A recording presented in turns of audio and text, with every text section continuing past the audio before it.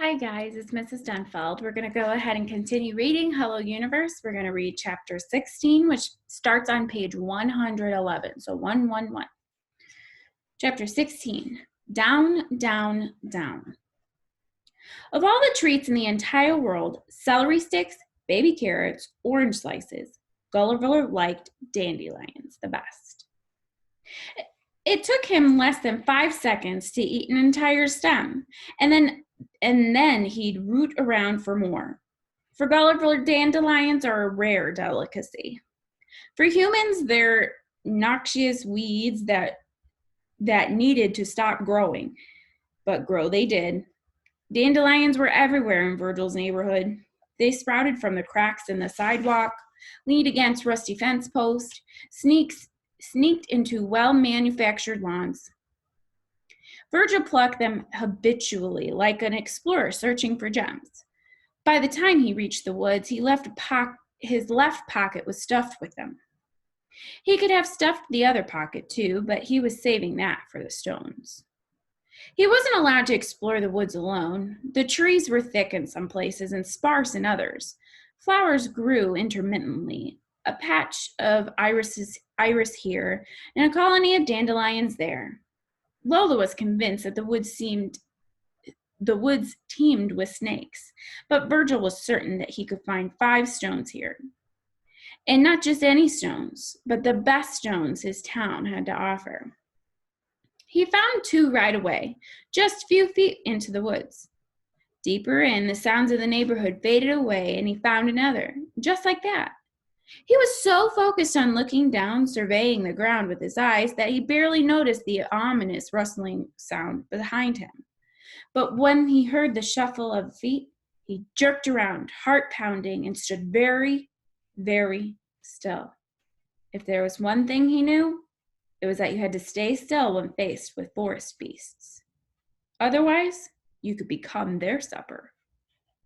He didn't see anything, but he was certain he had heard something.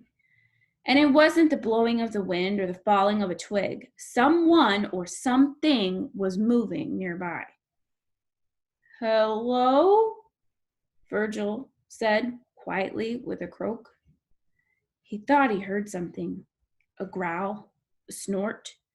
And he suddenly got the idea that there was a rhinoceros on the other side of the trees, pawing its front hoof in the dirt, bowing its head, steadying its horn, ready to charge.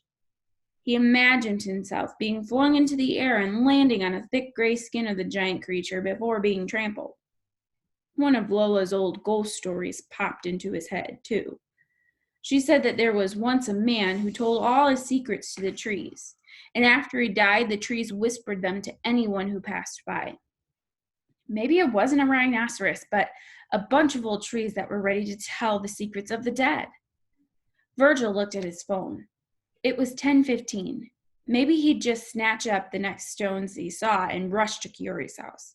She might not mind if he got there early. But then the shuffling sound receded and disappeared, and the woods were quiet again. Virgil exhaled. His heart slowed. He looked at his feet and saw a 4th stone.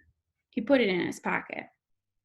He wondered if he picked the best ones. He wondered so deeply that he didn't hear other shuffling sounds, this time approaching from behind. "Hey, retardo!" Virgil turned around, startled.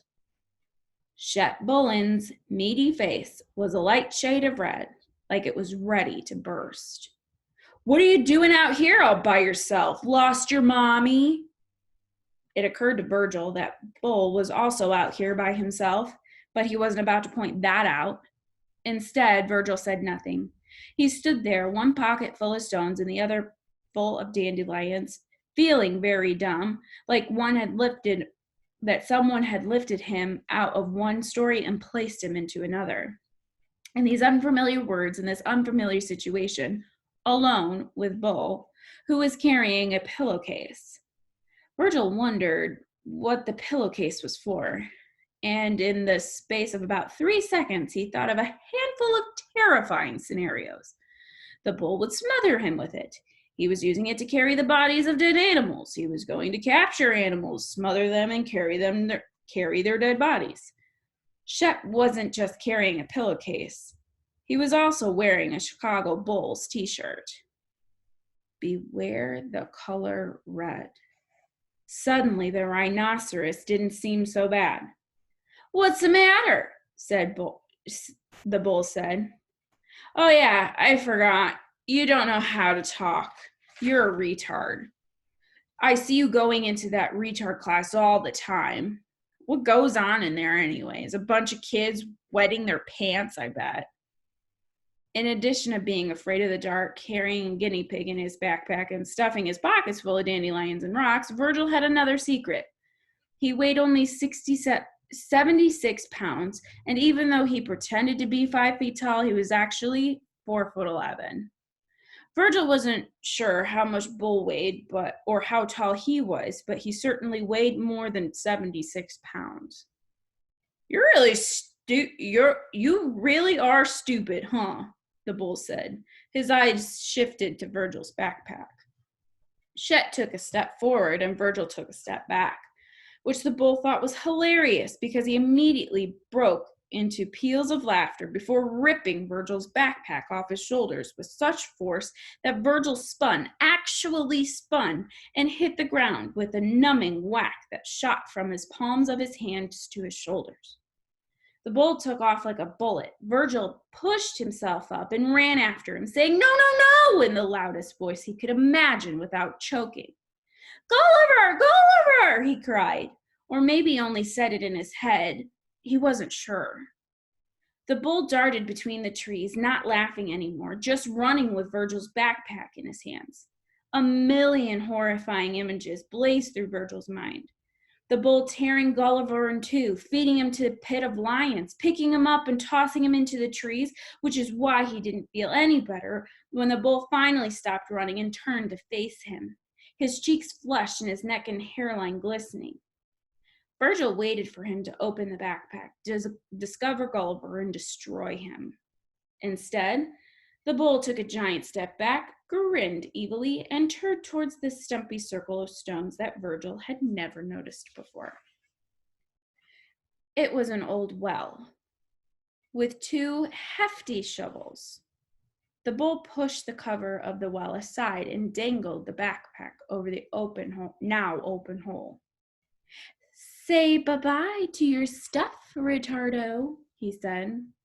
The Bull let go of the bag and it fell into the dark, gaping well, so far down that Virgil couldn't even hear it land.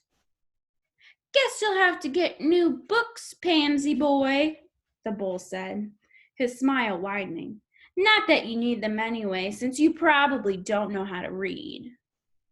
The Bull wiped his hand on the front of his jeans as if he just finished a dirty, dirty deed, which he had. And then he turned and walked away, disappearing into the woods, leaving Virgil alone. Wow, that was the end of chapter 16. So imagine if that was you in Virgil's shoes, and how would you be feeling if someone stole all of your stuff, and especially you knowing what's in there? So think about how he's feeling and think about if you've ever felt that way. All right, hopefully we'll join you next time for chapter 17.